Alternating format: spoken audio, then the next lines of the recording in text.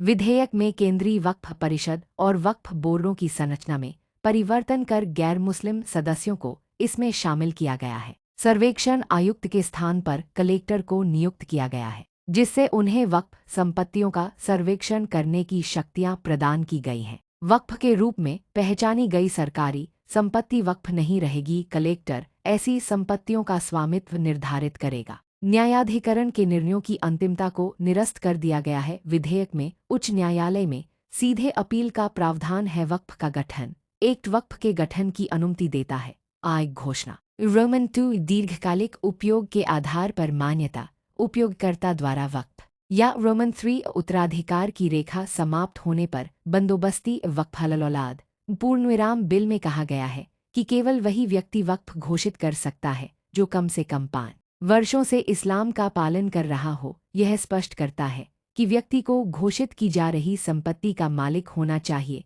यह उपयोगकर्ता द्वारा वक्फ को हटाता है। यह भी निर्दिष्ट करता है कि वक्फ हलौलाद महिला उत्तराधिकारियों सहित उत्तराधिकारियों को वंचित नहीं करेगा। वक्फ का सर्वेक्षण अधिनियम के तहत वक्फ संपत्तियों का प्रारंभिक सर्वेक्षण करने के लिए सर्वेक्षण आयुक्त की नियुक्ति की जाती है। विधेयक सर्वेक्षण आयुक्त के स्थान पर जिला कलेक्टर को नियुक्त करता है। सरकारी संपत्ति को वक्फ माना जाएगा। विधेयक में कहा गया है कि वक्फ के रूप में पहचानी गई कोई भी सरकारी संपत्ति वक्फ नहीं मानी जाएगी। अनिश्चितता की स्थिति में उस क्षेत्र का कलेक्टर स्वामित्व निर्धारित करेगा और राज्य सरकार को रिपोर्ट सौंपेगा। यदि उसे सरकारी संपत्ति माना जाता है तो वह राजस्व रिकॉर्ड को अपडेट करेगा। केंद्रीय वक्फ परिषद की संरचना अधिनियम के तहत वक्फ के प्रभारी केंद्रीय मंत्री परिषद के पदेन अध्यक्ष होते हैं। परिषद के सदस्यों में संसद सदस्य, राष्ट्रीय स्तर के व्यक्ति, सेवानिवृत्त सुप्रीम कोर्ट या हाई कोर्ट के न्यायाधीश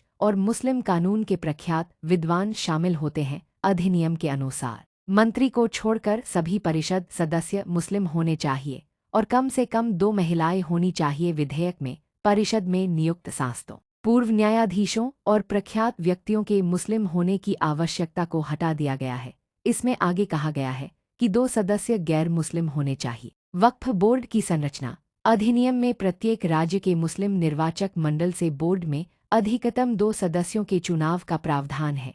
आय सांसद, रोमन 2 विधायक और विधान पार्षद तथा रोमन 3 बार काउंसिल के सदस्य। विधेयक इसमें संशोधन करता है ताकि राज्य सरकार को बोर्ड में उपरोक्त प्रत्येक समूह से एक व्यक्ति को नामित करने का अधिकार मिल सके। उन्हें मुस्लिम होने की आवश्यकता नहीं है। इसमें कहा गया है कि बोर्ड में निम्नलिखित होने चाहिए: आय 2 गैर मुस्लिम सदस्य तथा रोमन 2 शिया, सुन्नी और पिछड़े मुस्लिम वर्गों से कम 1 सदस्य। अधिनियम में प्रावधान है कि कम से कम 2 सदस्य महिलाएं होनी चाहिए। विधेयक में यह अनिवार्य किया गया है कि 2 मुस्लिम सदस्य महिलाएं हों।